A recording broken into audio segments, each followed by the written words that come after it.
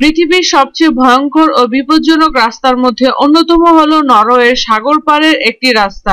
এই রাস্তা পাড়ি দেওয়ার সময় মনে হবে যেন উত্তাল সমুদ্রের মধ্যে ভাসছেন। প্রায় 8.5 কিলোমিটার লম্বা এই রাস্তার অবস্থান সমুদ্রের মাঝখানে বেশ কয়েকটি দ্বীপের সঙ্গে মোট 8টি সেতু জুড়ে তৈরি করা হয়েছে এই ভয়ঙ্কর রাস্তা।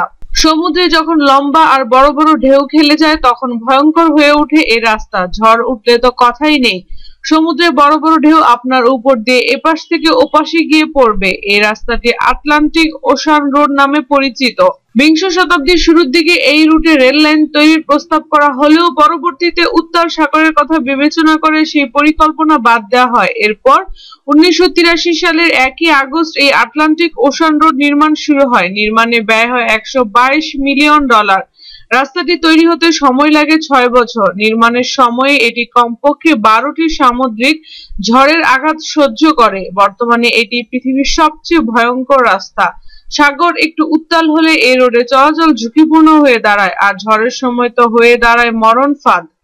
যদি আমাদের ভিডিওটি আপনাদের ভালো লেগে থাকে তাহলে অবশ্যই লাইক ও কমেন্টস করার অনুরোধ রইল। ধন্যবাদ।